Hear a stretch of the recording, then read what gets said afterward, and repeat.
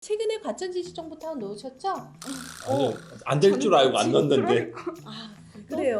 그 넣어야 돼요. 지정탄가 그거 말이에요. 네, 그거는 대규모 택지지구인데요. 그 지역 사람들만으로도 소화가 안 되는 거예요. 아. 그래서 경기도의 대규모 택지지구는 30%는 그 지역, 20%는 경기도, 50%는 서울 경기인데 지금 3기 신도시가 다 대규모 택지지구예요. 창릉. 네, 넣어도 된다니까요. 아, 진짜? 넣으세요. 제발 넣으세요. 제발 넣어주세요. 아, 이게 안 되는 줄 꿀팁이네. 알았어요. 대규모 진짜 택지. 대규모 택지지구 꼭 넣어주세요. 안녕하세요, 보라보라입니다. 안녕하세요, 미정입니다. 네, 오늘 네. 대한민국 청약지도의 저자이신 IMFP 정지영 작가님을 모셨습니다. 안녕하세요. 대한민국 청약지도 저자 정지영 IMFP입니다. 그 닉네임이 I'm Happy신 거죠? 네, 제 이름을 부를 때마다 행복해져요. I'm happy. 아, 그러네요. 아, 예, 네. 저도 행복해지고 싶습니다. 네. 그럼 오늘 사실 이제 저희가 미리 강연을 좀 들었는데요. 네. 청약 같은 경우에는 사실 이제 너무 먼 일이다. 나하고는 크게 관계가 없다. 저 그렇게 생각을 하고 사실 손 놓고 있었는데 아까 말씀하시는 거 들어보니까 지금부터라도 공부를 해야 되겠다. 왜냐하면 앞으로 살아갈 날도 많고 자녀들도 있고 그렇죠. 그렇기 때문에 꼭 공부를 해야 되겠다. 네, 뉴스를 보면 맨날 이제 집값이 상승한다 이런 얘기들만 나오고 있어서 이제 돈이 있는 사람들만 내 집 마련을 하는 것인가 이런 생각을 하는 분들이 많을 텐데 청약제도가 그만큼 지금 더 활발해지고 더 이제 고도화되고 있으니까 좀 공부하셔가지고 네. 누구나 당첨될 수 있다라는 네. 점을 이제 네, 뭐라고 마무리해야 되지? 함께 공부해봐요. 네, 그래서 저희가 이제 강연을 듣고 궁금한 점을 몇 가지 메모했는데 네, 네. 제가 궁금한 것도 아마 저희 이제 이 방송을 보시는 분도 아마 똑같이 네, 궁금치 않을까. 그렇죠. 왜냐하면 저희 다 초보기 때문에. 네. 예. 그래서 일단은 하나하나씩 저희가 궁금한 것들 한번 여쭤보도록 하겠습니다. 네. 그래서 이제 제가 먼저 네. 한번 여쭤보겠습니다.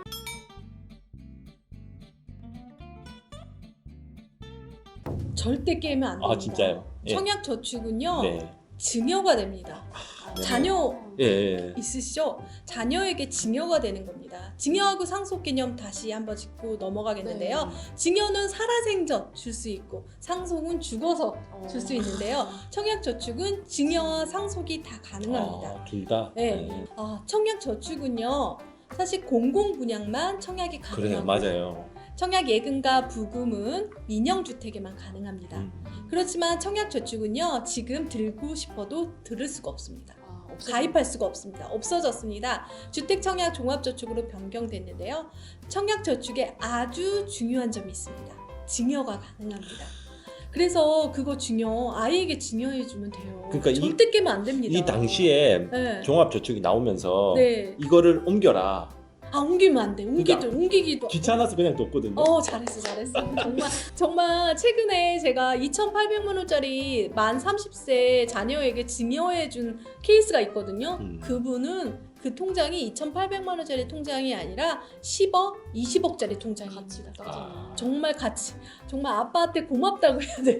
그러면 이거에 이제 공공주택만 할 수 있는 거니까 네. 지금으로 치면 뭐 LH, LH, SH 이런 쪽만 가능한데요. 네.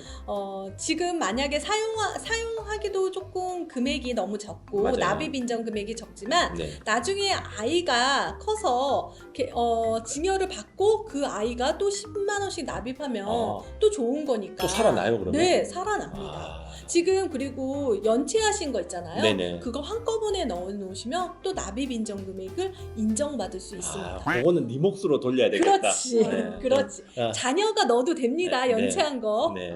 정말 좋은 아빠네요. 여기까지 아빠는 여기까지만 하겠어. 이제 네 몫이야. 맞아요. 네. 그래서 지금 청약 저축을 갖고 계신 분들은 네. 꼭 깨지 마시고 자녀에게 증여를 하거나 본인이 사용하셔도 됩니다. 그럼 예금 부금도 똑같은 케이스인가요? 예금 부분은 조금 다른데요. 예금 부분 같은 경우는 2000년 이전에 가입한 통장만 증여가 가능하고요. 그 이유는 상속이 가능합니다. 그런데 통장이라는 게 지금 청약저축은 납입인정금액이라는 게 중요하지만 청약예금과 부금은 사실 예치금만 있으면 그쵸. 되는 거고 어떤 점수를 물려주냐면 청약통장에 만점 점수가 있습니다. 오랫동안 가입했을 때 우리가 가점이 총 84점인데요. 청약 통장을 오랫동안 가입해 15년 이상 가입하면은 17점을 주어집니다. 네. 그러니까 사실 17점을 줄 수도 있어요. 근데 실제로 그 부모님이 이 통장을 사용하지 않아서 자녀에게 그 전에 2000년도 전에 가입했던 통장을 증여하신 분도 있습니다. 근데 그 아이는 통장이 없었는데 자녀는 없었는데 바로 받자마자 17점이 생기는 거죠. 아. 그러니까 지금 집에 있는 통장, 부모님 통장 다 찾으셔야 됩니다. 어? 저도 최근에 왜? 최근에 찾았는데요. 네. 일반 은행에, 그러니까 몰라요. 지금 어. 들고 있는 거 지금 계속 까먹고 있다 갑자기 생각나고 그러지 않아요? 저도 지금 생각났어요. 그쵸? 강연 들으면서. 예. 아, 기회를 또 발굴해 주셨네요. 이게 발굴이 됩니다. 진짜 발굴이에요. 청약은 정말 공평하게 기회가 있지만 네. 먼저 청약 통장에 가입한 사람에게 더 많은 기회가 있습니다. 이게 시간이 쌓일수록 점수가 되니까 맞아요. 해지하면 절대 안 되겠네요. 네, 해지하면 절대 안 돼요. 제가 지금 방금 헷갈린 게 예금 부금은 2000년 이전이고 2000년 이전만. 저축은 그거 아는 거죠. 네, 상관없어요.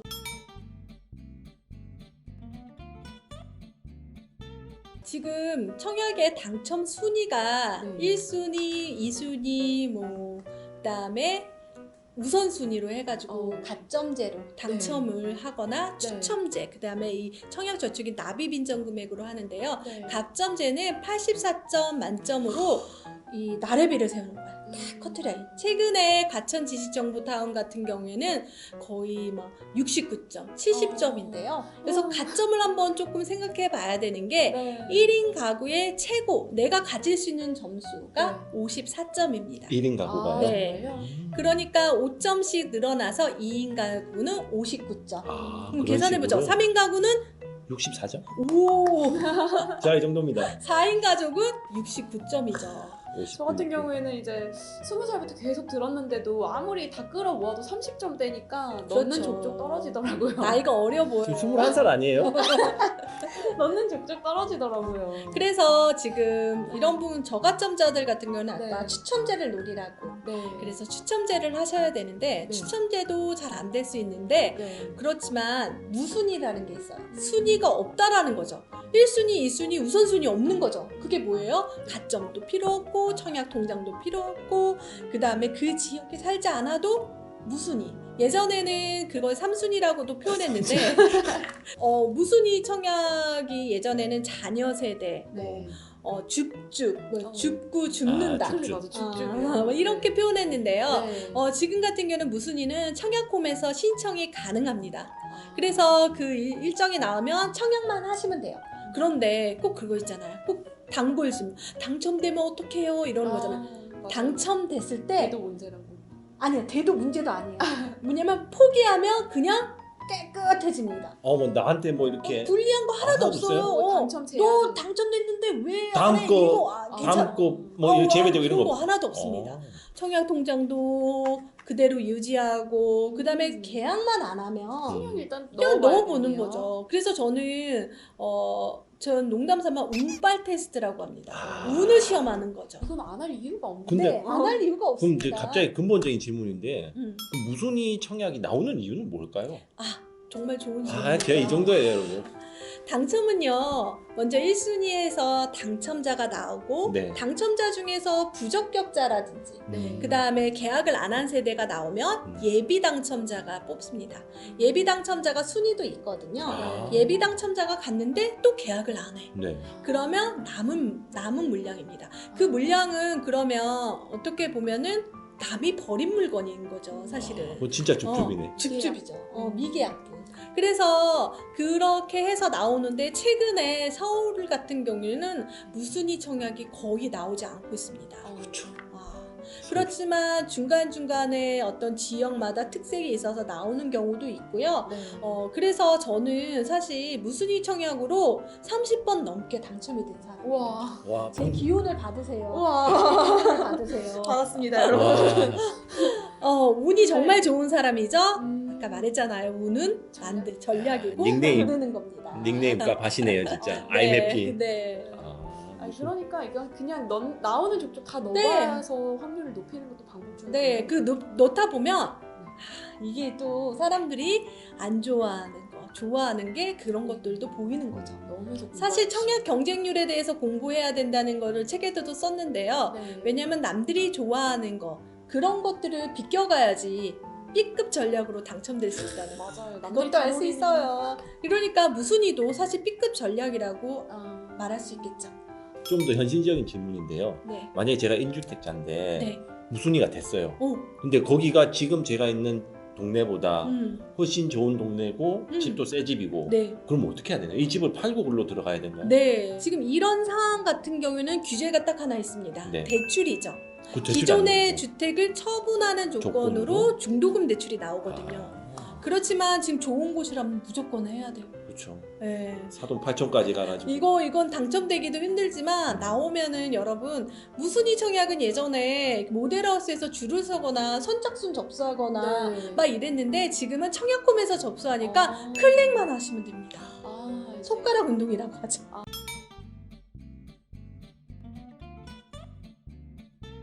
절대 해지하면 안 되고요. 역시. 제가 나이 많은 선배로서 네. 진짜 얘기해주고 싶어요. 저는 청약 통장이 없어서 네. 정말 그 청약하고 싶었던 순간이 두 번이나 있었습니다. 그 순간을 놓치고 나서는 네. 제가 청약 통장에 가입을 할 수밖에 없는. 나중에라도 어떻게 사용하겠는데 제가 이거를 봤더니 청약 제도가 생기고 나서 지금까지 네. 무려 청약 제도가 100번 넘게 바뀌었습니다.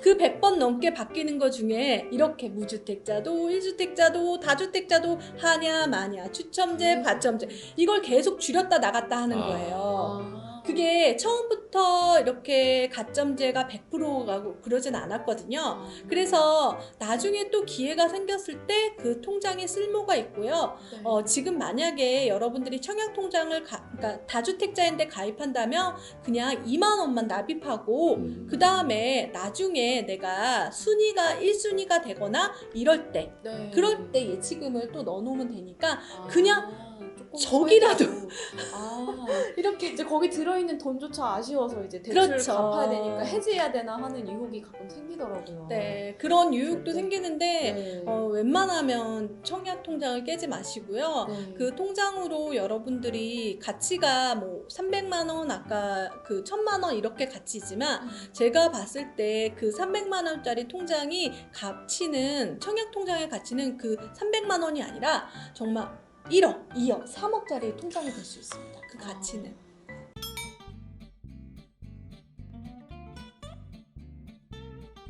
제가 대한민국 청약지도 입주자 모집 공고 보는 법도 넣어놨거든요. 거기서 중요한 건 무주택 또는 5월이잖아요. 1주택자도 청약이 가능합니다. 그래서 이 질문 진짜 많이 들어와요. 1주택자니까 당연히 안 된다고. 저도 예전에는 다주택자는 청약이 안 되는 줄 알았었어요. 지금 다주택자도 청약이 되는 곳이 있습니다. 비조정 대상 지역은 다주택자도 가능하거든요. 그래서 여러분들이 그 깨알 같은 글씨를 잘 보겠으면 대한민국 청약 지도를 보는 것도 방법이라고 생각합니다. 지금 비조정 대상 지역 같은 경우에는 사실상 수도권은 거의 없고요. 맞죠. 네. 지금 지방이라든지 그리고 네. 광역시 중에서는 수성구 빼고는 다 비조정 대상 지역입니다. 사실은. 수성구라고 하면 대구 말씀. 대구 수성구. 거기는 특이가요 지구고요. 최근에 해운대구나 해수동이라고 하죠. 해운대, 수영구, 동래구, 부산에 있던 것도 조정 대상 지역이 비조정 대상 지역이 됐으니까 부산도 사실 다주택자도 가능합니다. 그래서 여러분들이 그러니까 다주택자니까 그 기준점을 항상 그 서울 쪽으로 바라봐서 그렇지 사실 네. 비조정 대상 지역도 가능하니까 특히 1주택자는 아까 그 1순위 제한 조건에도 들어가기 때문에 꼭 청약을 하세요. 청약하고 내 집을 팔겠다 하고 네. 이제 대출을 받으면 되잖아요. 네. 그리고 청약할 때는 1주택자 같은 경우는 처분 조건이라는 게 있습니다. 청약홈에서 이제 들어가서 이제 엔드 이렇게 딱 패스 다음 이렇게 컷하고 처분하시겠습니까? 이렇게 체크박스가 있어요. 거기를 체크를 해야지 거의 당첨이 됩니다. 그래서 처분한다는 조건은 내가 입주하고 그러니까 그 집에 이제 입주 지정일로부터 6개월 안에 이제 파는 거죠. 근데 대부분들 지금 잘 파시고 새 집 들어가고 싶어 하세요. 아니면 분양권을 매수하고 이런 것들도 방법이 될까요? 진짜 영리하네요. 지금 자기 거를 만들고 있는데요. 네. 제 책 사례 중에서는 네. 싱글녀 사례도 있었거든요. 네. 그분도 마찬가지로 가점이 안 되니까 네. 분양권을 매수해서 어, 내 집 마련을 했습니다. 그게 그런데 설마 그때 당시에 1권에 그분이 들어갔어요. 그래서 그분이 그 집을 팔고 다른 집의 분양권을 또 샀습니다. 아, 진짜요? 저 좋은데 이번 책에 그게 나와요. 사례로요? 그렇게 뭐냐면 분양권을 산다는 거는 어떤 프리미엄 피를 네. 주고 사는 거니까 네. 내가 비싸게 주고 산다는 개념이 생기는데요. 네. 그러니까 그걸 다 돌려서 생각하면 그 아파트에 당첨된 사람이 69점이란 말이에요. 만약에 64점 막 이러는데 나는 이러니까 돈을 주고 가점을 산다고 생각하면 돼요. 그리고 우리 대학 갈 때 기부하고 들어가는 경우도 있잖아요. 네, 맞아요. 기부하는 대학, 아. 기부하는 마음으로 그 대학에 들어간다. 그렇게 생각하면 조금 쉬울 것 같아요. 분양권이란 것 같은 경우는 전매 가능한 분양권이 있고 전매 불가능한 게 있거든요. 네. 지금 같은 전매 가능한 분양권은 사면 내가 몇 년 뒤에 그 새 아파트에 입주할 수 있는 거죠. 그러니까 쉽게 생각해서 가점을 돈으로 주고 산다. 그렇게 생각하면 조금 쉬울 것 같아요. 그 시간에 따라서 1년에 지나면서 3점이 늘어가는데 네. 그러니까 시간을 산다고 생각하면 되고 그렇구나. 부양 가지고 산다고 생각하면 되고 그러네요, 진짜. 그냥 산다고 생각하면 네. 좀 마음 편한 것 같아요. 전공법만 있는 게 아니라 약간 돌려서 생각하는 네. 다른 전략들, B급 전략이라고 네. 아까 말씀하셨던 그런 걸로 이제 분양권을 매수하는 방법도 있고 네. 그렇습니다.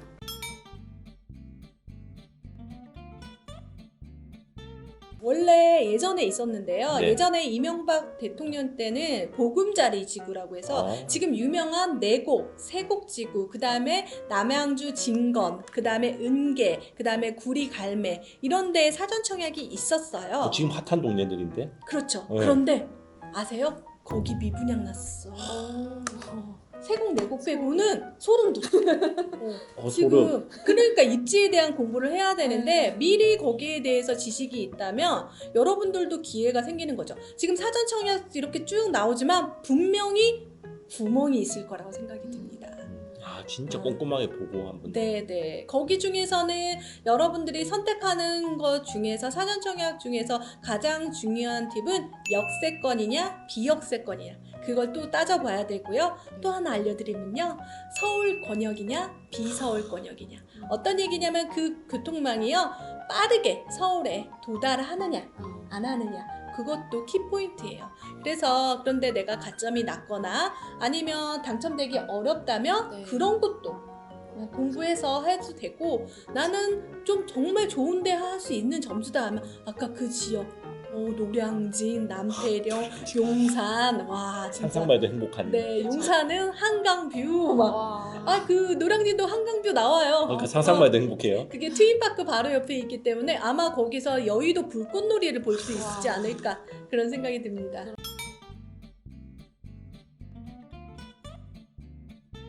엄청 깨알같이 나와 있어요. 진짜요? 네, 엄청 깨알같이 나와 있고요. 이 특별 공급은 아주 중요한 건 평생에 딱 한 번만 사용할 수 있고 세대에 딱 한 번만 그 사용할 정해져 수 있는 거예요. 한 네, 번만 네. 할 수 있는 거. 평생에 한 번이기 때문에 그분들은 엄청 공부를 많이 하시고요. 가장 중요한 건 평생에 한 번이니까 엄청 공부를 많이 하시죠. 네. 그래서 사실 특별 공급의 경쟁률을 보면 일반 공급의 더 경쟁률을 알 너무- 수가 있어. 근데 아, 그래요? 비슷하게 떨어져. 아 그래요? 어떤 타입이라든지 어떤 그 사람들이 좋아하는 것들에 대해서 저보다 미리 그 선지표로 알 수 있는. 왜냐면 일생에 한 번이니까 더 그런 것 같아요. 더 좋은데 와 진짜 미래를 바라보고. 네.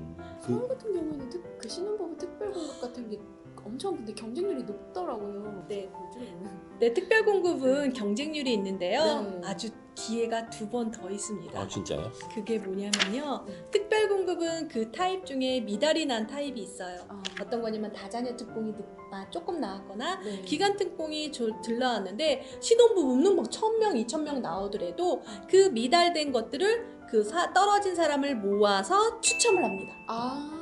떨어졌는데 또 패자부활전이네. 네. 아. 서울 같은 경우에는 서울 사람만 되는 줄 알죠? 네. 아니에요. 아닌가요? 최근에 제 책을 이제 읽고 기타 경기 그러니까 경기도에 사신 분이 서울에 신혼부부 특공으로 당첨이 되신 거예요.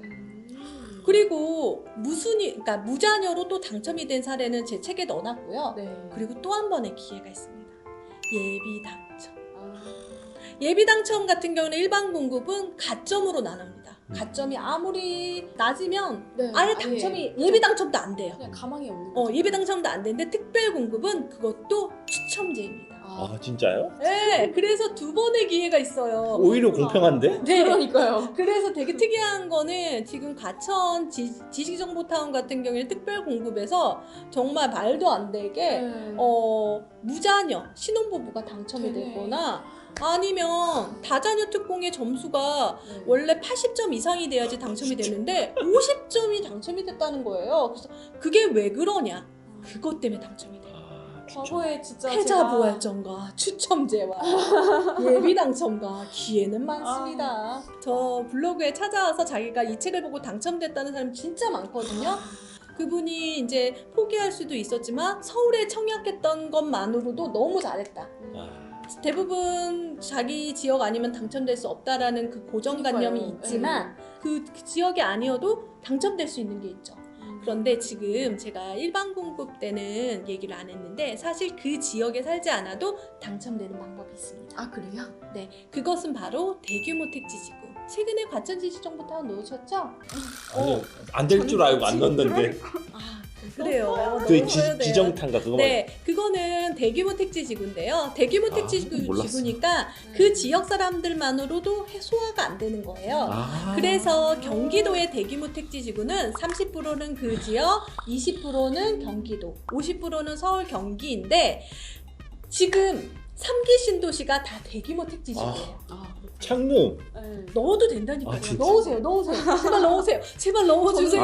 이게 안 되는 줄 꿀팁이네. 알았어요. 대규모 진짜 택지. 대규모 택지지구 꼭 넣어주세요. 아까 전에는 제가 그 부분을 시간이 없어서 설명을 못했지만 여러분들이 그 지역에 사는 게 더 유리하긴 해요. 그러니까 10점이 차이가 나니까. 네. 하지만 안 된다는 건 아니고 네. 되긴 됩니다. 하시고. 그래가지고 청약금도 너무 잘 돼 있어서 아까 네. 청약 알림이 서비스 내가 관심 있는 지역, 경기도 지역에 내가 청약을 궁금하면 알려주세요 하면 문자가 띠리릭 옵니다. 너무너무 친절합니다. 맞아요. 대한민국 좋은 전화해서. 나라. 네. 진짜 이게 왜냐면 놓쳐요. 바쁘잖아요. 우리가 언제 네. 맨날 보겠어요. 맞아요. 청약홈에 맨날 들어갈 수도 없고 저는 맨날 들어가는데 그래서 그걸 문자 서비스로 받기도 하고 그리고 정보 같은 경우에도 여러분들이 근데 지금은 이제 나올 것들을 알았지만 바로 직전에 나올 만한 그러니까 한 달 전에 분양 예정 물량을 알 수 있는 방법이 있습니다. 그건 누구죠? 책에도 나와 있지만 그래도 정말 문자를 주는 서비스가 있습니다. 그것은 완전 꿀팁인데요. 장애인 특공이라든지 기간 특공은 그 청약을 하기 전에 미리 받아야 하기 때문에 그 사람들한테 미리 알려줍니다. 맞아요. 장애인. 그래서 그 사이트가 있는 게요. 지금 중소기업, 제가 알기로는 되게 큰 기업인데 중소기업인 맞아요. 경우도 있더라고요. 맞습니다. 같은 경우도 중소기업 특공 같은 경우에는 벤처청이라고 들어가게 되면 네. 계속해서 청약의 분양 예정 단지를 올려주고 있습니다. 근데 그거는 한 달 뒤에 정말 청약이 나오는 거니까 미리 마음의 준비를 할 수가 있는 거죠. 그다음에 장애인 특공은 서울시 장애인 포털에 들어가면 계속해서 올려주고 있습니다. 그래서 여러분들이 미리 알 수 있는 방법, 특별 공급으로 제가 이거는 저희 아빠 국가유공자를 할 때 알았거든요. 국가유공자는 그 사이트가 없지만 그 문자가 오더라고요. 그래서 미리 알 수가 있었습니다. 그래서 그런 미리 알 수 있는 거에 대해서는 제 책에 리스트가 쫘르르 나와 있습니다. 그래서 그 리스트를 확인하는 방법도 있고요. 그리고 바로 직전에 또 분양단지 아는 방법. 그리고 또 청약홈에서 금요일이라든지 목요일 정도에 입주자 모집 공고가 나오면 바로 또 문자.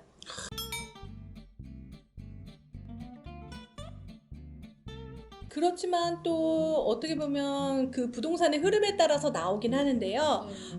그래서 미분양이 나쁜 건가라고 제가 챕터를 쓴 게 있어요. 미분양이 나는 요소들이 몇 가지가 있지만 그 중에서도 뭐 분양가가 비싸거나 아니면 뭐 주변보다 정말 안 좋은 위치거나 이러거나 이거 중에서는 분양가가 높지만 그 지역이 좋다면 괜찮다. 미분양이 나도 괜찮다라고 얘기하는데 네. 지금 실제적으로 미분양이 안 나는 이유는 고분양가 관리 지역, 분양가 상한제 지역 때문에 정말 주변 시세보다 낮으니까. 엄청 분양가가 낮습니다. 반값 아파트니까요, 거의. 그 대면 로또라고 막 기사에서 막 이렇게 나오잖아요. 어쩔 수 없는 것 같아요, 지금. 그리고 이제 정부의 정책으로 해서 정비 사업에서 나오는 물량이 너무나 줄어들기 때문에 네. 또 이렇게 청약을 원하시는 분이 많은데, 저 그때 제가 거슬러 올라가면 판교도 마찬가지로 되게 광풍이었거든요. 아. 청약 광풍. 네. 어느 시기마다 광풍이 다 있어요. 하지만 뒤돌아보니까 기회라는 게 그때는 없지만 지금은 생길 수가 있다는 거죠. 지금 저는 판교를 매수해서 들어갈 수 있잖아요. 어떤 얘기냐면 청약은 1번 타자인데요. 2번 타자, 3번 타자가 돼도 된다. 그러니까 내가 어떤 홈런을 치는데 1번만 하는 게 아니라 분양권을 사서 2번 타자, 아니면 집을 사서 3번 타자, 이렇게 되는 거죠. 하지만 그 전에 1번 타자가 되기 위해서 청약 공부를 미리 하는 것도 일생에 한 번은 또 하는 거죠. 입지 공부는 그냥 청약 경쟁률만 봐도 입지 공부가 됩니다. 너무 좋은 이야기를 많이 해주셨어요. 네, 감사합니다. 다음에도 또 불러주세요. 특별을 모시고. 댓글로 구독, 좋아요, 알림 설정. 네, 오늘 방송은 이렇게 해피하게 마무리하겠습니다. 마지막으로 네, 좋아요, 구독 알림 설정 부탁드립니다. 부탁드립니다. 고맙습니다. 감사합니다.